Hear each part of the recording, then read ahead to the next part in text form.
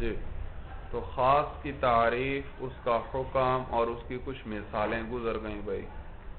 اب عام کی بات بتلائیں گے آپ کو. بھائی عام کی تعریف آپ نے پڑھی تھی کہ العام کل لفظ ينتظم جمعا من الافراد، کہ عام وہ ہر ایسا لفظ ہے جو شامل ہو افراد کے مجموعے کو، افراد کے مجموعے پر بولا جائے بھائی. اور یہ شمول یا تو لفظوں کے اعتبار سے ہوگا یا معنی کے اعتبار سے. لفظوں کے اعتبار سے کیا تھا؟ مسلمون اور مشرکون، کہ ان کا اطلاق کم از کم کتنے پر ہوگا؟ 3 پر ہوگا. اور یا معنن جیسے من اور ما، من ذوی العقول کے لیے ہے اور ما غیر ذوی العقول کے لیے ہے، اور کثیرین پر بولے جاتے ہیں بھائی. تو یہ عام ہے بھائی.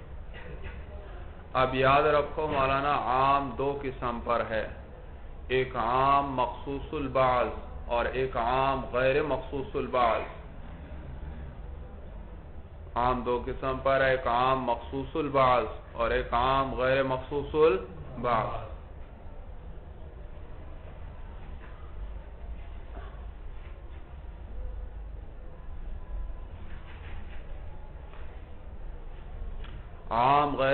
عام مخصوص البعض وہ عام ہے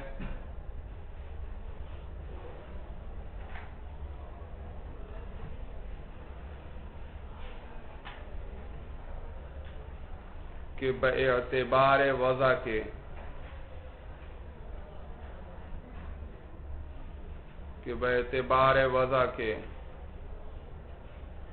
جن جن افراد پر بولا جاتا ہے، باعتبار وضع کے جن جن افراد پر بولا جاتا ہے، ان میں سے بعض افراد کی تخصیص کر دی جائے. ان میں سے بعض افراد کی تخصیص کر دی جائے.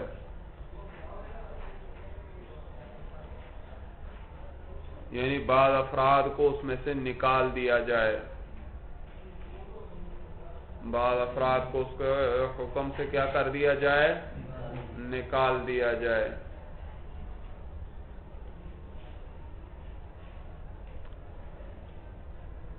لکھ لیا بھائی؟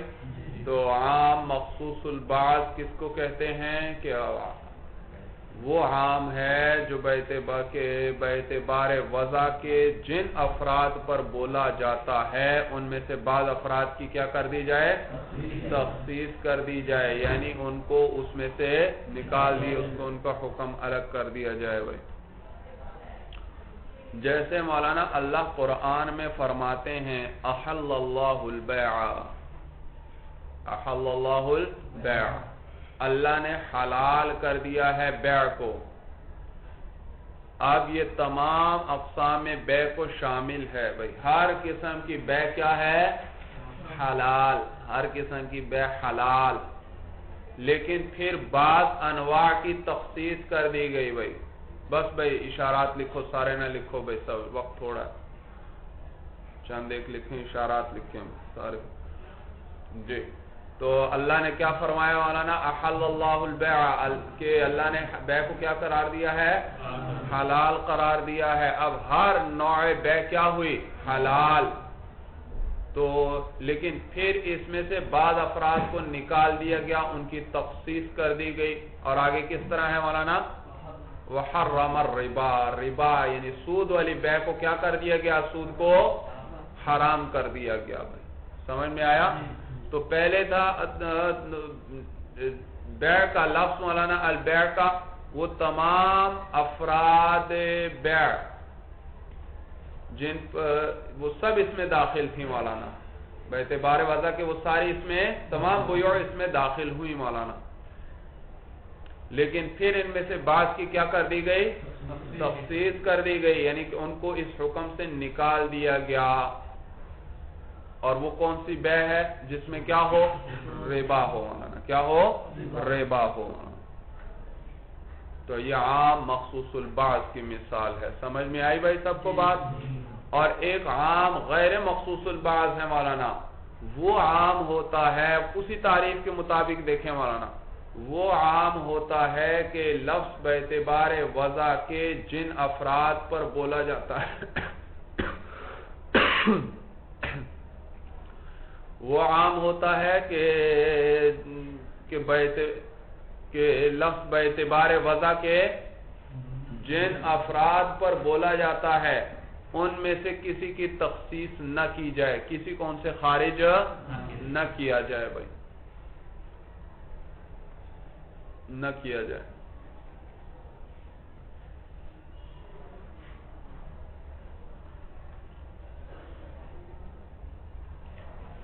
نہ کیا جائے، جیسے مولانا قرآن میں کس طرح آتا ہے، ان اللہ بکل شیء علیم، اللہ ہر چیز کو جاننے والے ہیں، اللہ ہر چیز کو جاننے والے ہیں۔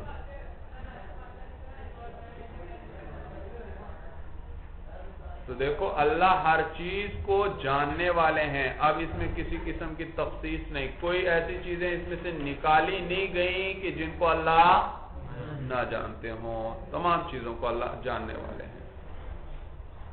سمجھ میں آیا بھائی؟ ہر چیز کو۔ یا اسی طرح دوسری مثال ہے فسجد الملائکہ، سجدہ کیا تمام فرشتوں نے، اب الملائکہ شامل ہے تمام فرشتوں کو، اور کسی کی تخصیص نہیں کی گئی، آگے بتلا دیا گیا کلہم، سب کے سب نے سجدہ کیا، بھائی کسی کی تخصیص نہیں کہ باقیوں نے کیا اور فلاں فلاں فرشتے نے سجدہ نہیں کیا، نہیں مولانا کوئی تخصیص نہیں۔ بات سمجھ میں آ رہی ہے سب کو بھائی؟ آسان مثال یوں سمجھو، مثلا میں کہتا ہوں درجہ ثالثہ کے ہر طالب علم کو 100 روپیہ مثلا دیا جائے گا، سمجھ میں آیا؟ ہر طالب علم کو دیا جائے۔ اب درجہ ثالثہ کے طلباء یہ کیا ہے مولانا؟ عام ہے، تمام طلباء کو شامل ہے، اور اس میں کسی کی تخصیص بھی نہیں۔ لیکن اگر میں کہتا ہوں تمام طلباء کو دیا جائے لیکن زید اور عمر اور بکر کو نہ دیا جائے، تو میں نے کیا کر دی؟ ان کی تخصیص کر دی، اس حکم سے کچھ کو نکال دیا مولانا۔ تو اگر تخصیص نہیں ہے تو یہ کیا ہے؟ عام غیر مخصوص البعض، اور اگر تخصیص کی ہے تو یہ کیا بن گیا؟ عام مخصوص البعض بن گیا۔ سب کو مثال سمجھ میں آ گئی؟ اب ان کا حکم یاد رکھو، جو عام غیر مخصوص البعض ہے مولانا، عام غیر مخصوص البعض، وہ خاص کی طرح ہے، قطعی ہے مولانا، قطعی ہے، اس پر عمل کیا جائے گا مولانا، عمل کرنا واجب ہے، اس پر عمل کرنا واجب ہے مولانا۔ اور اگر اس کے مقابلے وہی خاص والا حکم، اگر اس کے مقابلے میں خبر واحد اور قیاس آ جائے تو کیا کیا جائے گا؟ جمع و تطبیق کی کوشش کی جائے گی، اگر جمع و تطبیق ممکن نہ ہو تو پھر کیا کیا جائے گا؟ عام پر عمل کیا جائے گا اور قیاس اور خبر واحد کو چھوڑ دیا جائے گا۔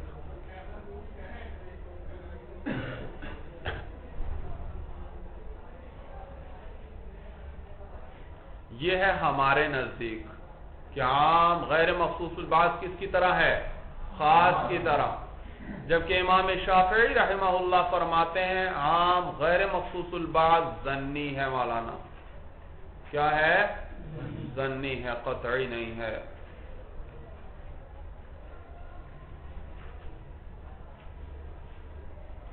جبکہ عام مخصوص البعض ہمارے نزدیک ظنی ہے، عام مخصوص البعض ہمارے نزدیک ظنی ہے، اور امام شافعی رحمہ اللہ کے نزدیک سرے سے دلیل ہی نہیں بھائی، سرے سے دلیل ہی نہیں بن سکتا مولانا۔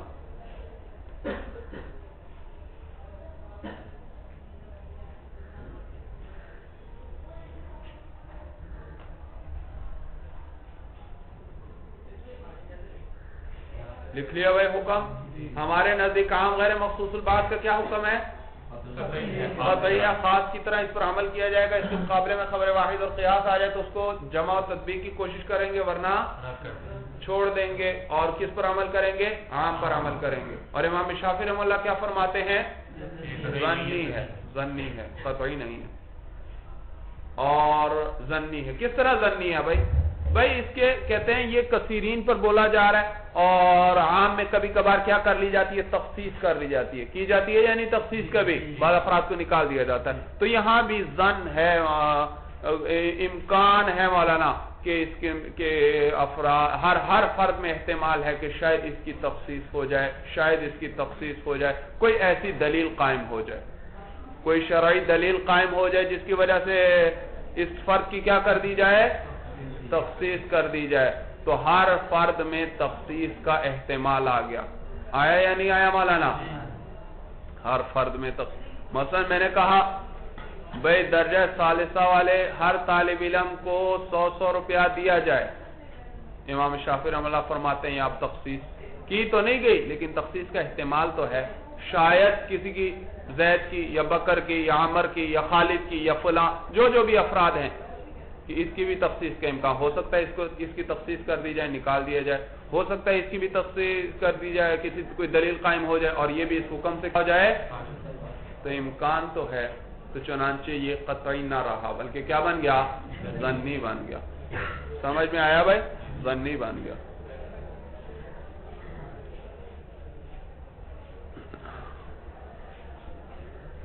اور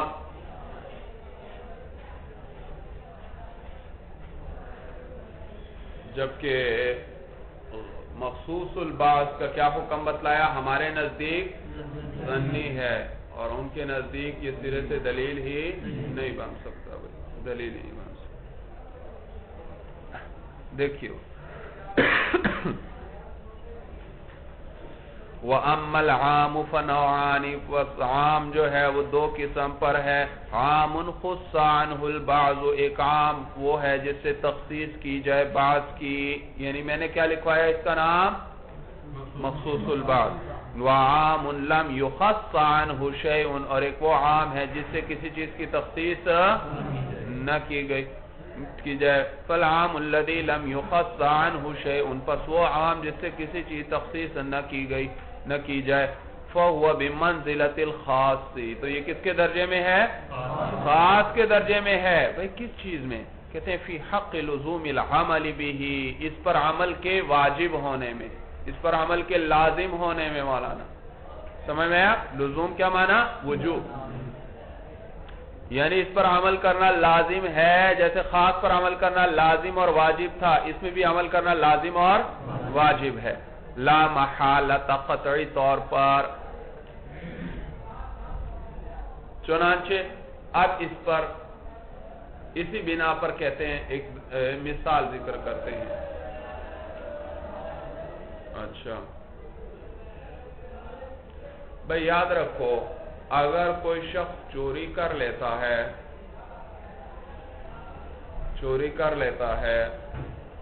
اور پھر پتہ چل گیا تو اب چور کا تو 10 درہم سے زائد چوری تھی تو کیا کیا جائے گا؟ ہاتھ کاٹا جائے گا. اور وہ جو مال اس نے چرایا تھا وہ کہتے ہیں بھئی اس کی 3 صورتیں بنتی ہیں. 3 صورتیں. ایک صورت یہ کہ مال ابھی بھی اس کے پاس پڑا ہے. ایک صورت یہ کہ مال ضائع ہو گیا، یہ لے کر جا رہا تھا، اس سے بھی راستے میں دریا میں گر گیا یا کچھ ہوا، ہلاک ہو گیا. مولانا اس نے خود نہیں ہلاک کیا، کیا ہوا؟ وہ مال ہلاک. تیسری صورت ہے استہلاک. ایک ہے ہلاک، خود ہلاک ہونا، اور ایک ہے استہلاک، ہلاک کرنا. اس نے اس کو ہلاک کر دیا یعنی خرچ کر دیا اس کو، یا کیا کر دیا مولانا؟ اس مال کو اس نے خود ختم کیا مولانا. تو 3 صورتیں بنی، یا مال ہوگا یا ہلاک ہو جائے گا، یا تو اس میں ہلاک پایا جائے گا یا استہلاک. ہلاک کس کو کہتے ہیں؟ خود ہلاک ہوا مولانا. اور استہلاک جان بوجھ عمد ارادے کے ساتھ اس کو ہلاک. چاہے ارادے سے، چاہے جلایا، چاہے اس کو خرچ کیا، جو بھی کیا ہلاک خود کیا۔ اب مسئلہ یہ، ایک شخص نے چوری کی، چوری کا پتہ چل گیا اور وہ مال مسروقہ جو تھا وہ ہلاک ہوا، کیا ہوا؟ ہلاک ہوا، ضائع ہو چکا ہے۔ تو اب کیا کیا جائے گا؟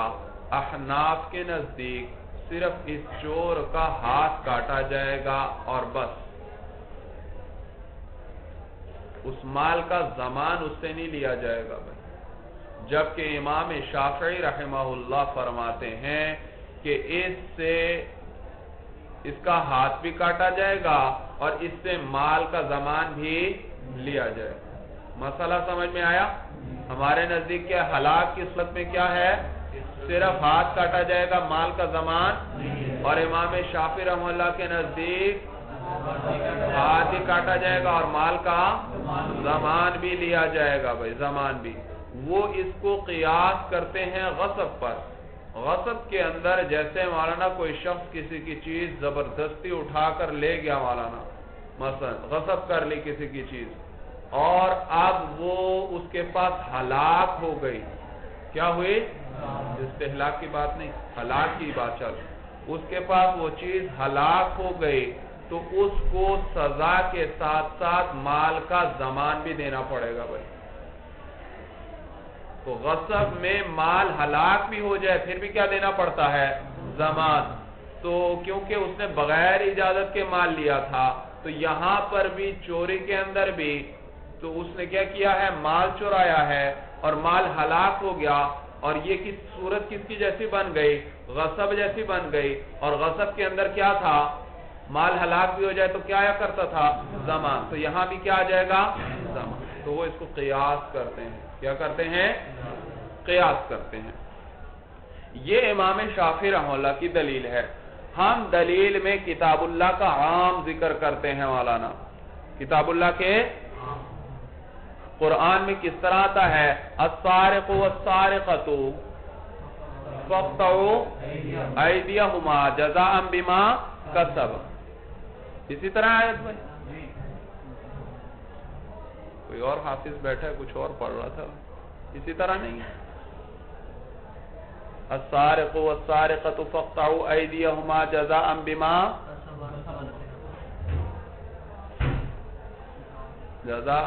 کسبا۔ سمجھ میں آیا بھائی؟ چوری کرنے والا مرد اور چوری کرنے والی عورت، پس ان دونوں کے ہاتھ کاٹ دو، ہاتھ کاٹ دو۔ جزاء بما کسبا، یہ بدلہ ہے کس اعتبار؟ بدلے کے طور پر، بما کسبا، جو کچھ انہوں نے کیا، جو کچھ کسبا انہوں نے کیا، جو کچھ انہوں نے کیا۔ اب دیکھو یہاں ما آیا مولانا، کیا آیا؟ ما، اور ما کا کیا ہے؟ عام ہے مولانا، عام۔ تو یہ ہاتھ کاٹنا بدلہ ہے جو کچھ انہوں نے کیا، یعنی جو جرم بھی ان کی طرف سے پایا گیا اس کی جزا کیا ہے؟ ہاتھ کاٹنا۔ بما کسبا، یہ ما جو آ رہا ہے یہ ہماری دلیل ہے مولانا، یہ ہے عام مولانا، عام مولانا۔ تو جو جرم ان کی طرف سے پایا گیا اس سارے کا بدلہ کیا ہے؟ ہاتھ کاٹنا، ہاتھ کاٹنا۔ تو یہاں پر بھی کیا ہوا؟ چوری کی، مال ہلاک ہوا، اس سارے کا بدلہ کیا ہو جائے گا؟ ہاتھ کاٹنا۔ اس سارے جرم کا کیا بدلہ ہو جائے گا؟ ہاتھ کاٹنا۔ اور اگر ہم امام شافعی رحمہ اللہ کا قول لے لیں تو پھر اس صورت میں بدلہ کیا بنے گا؟ ہاتھ کاٹنا اور اس کے ساتھ ساتھ ضمان۔ کیا آ جائے گا اس کے ساتھ؟ ضمان بھی آ جائے گا۔ تو بدلہ قرآن میں ذکر ہوا کیا؟ ہاتھ کاٹنا، اور کہ یہ بدلہ ہے اس سارے کا جو انہوں نے جرم کیا ہے، اس سارے کا کیا بدلہ ہے کہ ان کا ہاتھ کاٹ دو۔ اور اگر امام شافعی رحمہ اللہ کا قول لیں تو اس سارے کا بدلہ صرف ہاتھ کاٹنا ہے یا ہاتھ کاٹنا اور ضمان دونوں ہیں بھائی؟ ہاتھ کاٹنا اور ضمان دونوں ہو گئے۔ تو قرآن میں تو آیا تھا کہ جو کچھ انہوں نے جرم کیا ہے اس کی جزا ہاتھ کاٹنا ہے، ہاتھ کاٹنا، یعنی مجموعہ سزا کیا ہے؟ ہاتھ کاٹنا۔ جبکہ امام شافعی رحمہ اللہ کے قول کے مطابق مجموعہ سزا ہاتھ کاٹنا اور زمان ہے، تو یہ تو ہاتھ کاٹنا جز ہو گیا۔ ہاتھ کاٹنا سزا کا جز ہوا یا پوری سزا ہوئی؟ ان کے نزدیک ہوئی پوری سزا تو کیا ہے؟ ہاتھ بھی کاٹا جائے اور تو قرآن میں تو آیا اس پورے کے سزا کیا ہے؟ ہاتھ کاٹنا، اور امام شافعی رحمہ اللہ کا قول لیا جائے تو اس پورے کی سزا ہاتھ کاٹنا نہیں بلکہ اس ہاتھ کے ساتھ ساتھ زمان بھی، تو پوری سزا ان کے نزدیک کیا ہوئی؟ ہاتھ کا بھی کاٹنا اور زمان کا بھی آنا۔ تو اس صورت میں ہاتھ کا کاٹنا پوری سزا ہوئی یا سزا کا جز ہوا؟ سزا کا جز ہوا۔ اور حالانکہ قرآن نے کیا ذکر کیا ہے؟ جو کچھ انہوں نے کیا ہے اس کی سزا صرف کیا ہے؟ ہاتھ کاٹنا۔ تو امام ہم عام سے دلیل بناتے ہیں مولانا، اور اگر امام شافعی رحمہ اللہ نے دلیل میں قیاس ذکر کی تو عام کے مقابلے میں قیاس آ گیا، جمع و تطبیق کی کوئی صورت نہیں، لہذا قیاس کو ترک کیا جائے گا اور کتاب اللہ کے عام پر عمل کیا جائے گا۔ مسئلہ سب کو سمجھ میں آ گیا بھائی اچھی طرح؟ دیکھیے بھائی، وَعَلَى هَذَا قُلْنَا، اسی بنا پر ہم نے کہا ہے، اِذَا قُطِعَ يَدُ السَّارِقِ، جب کاٹ دیا جائے چوری کرنے والے کا ہاتھ، بعد ما ہلک المسروق عندہ، بعد اس کے کہ جب ہلاک ہو جائے المسروق چوری شدہ مال، عندہ اس کے مسروق چیز اس کے پاس ہلاک ہو جائے، لا یجب علیہ الزمان، تو اس پر زمان واجب، لأن القطع جزاء جمیع ما اکتسبہ السارق، اس لیے کہ ہاتھ کا کاٹنا یہ بدلہ ہے اس سارے کا، مکتسبہ السارق، جو چور نے کیا ہے، جو چور نے کیا اس سارے کا بدلہ ہے۔ فإن کلمۃ ما عامۃ، بس بے شک کلمہ ما کیا ہے؟ کیونکہ کلمہ ما عامہ ہے، یتناول جمیع ما وجد من السارق، اور یہ شامل ہے اس سارے کام کو جو پایا گیا ہے چور کی طرف سے، یہ شامل ہے اس سارے جرم کو شامل ہے جو کس کی طرف سے پایا گیا ہے؟ چور کی طرف سے پایا گیا ہے، تو اس پر ہاتھ کاٹنا ہے۔ وَبِتَقْدِيرِ إِيجَابِ الزَّمَانِ، اور زمان واجب کرنے کی تقدیر پر، زمان واجب کرنے کی، یعنی اگر زمان کے واجب کرنے کو فرض کر لیا جائے، یکون الجزاء هو المجموع، تو جزا کیا بن جائے گی؟ جی جزا کیا بن جائے گی؟ بھئی اگر ہم ایجاب زمان کو بھی فرض کر لیں کہ ایجاب زمان بھی ہوگا ساتھ، تو پھر سزا کیا بن گئی؟ دو چیزیں بن گئی یا ایک بن گئی؟ ہاں، تو سزا مجموعہ بن گئی، یعنی ہاتھ کا کاٹنا بھی اور زمان بھی۔ وَلَا يُتْرَكُ الْعَمَلُ بِهِ بِالْقِيَاسِ عَلَى الْغَصْبِ، اور اس عام پر عمل کو ترک نہیں کیا جائے گا قیاس کرتے ہوئے کس پر؟ غصب پر، قیاس کرتے ہوئے غصب پر۔ چلیے مولانا هذا هو المرام، یہ آگے دلیل بھی تھی لیکن چلو یہ پھر کل دیکھ لیں گے۔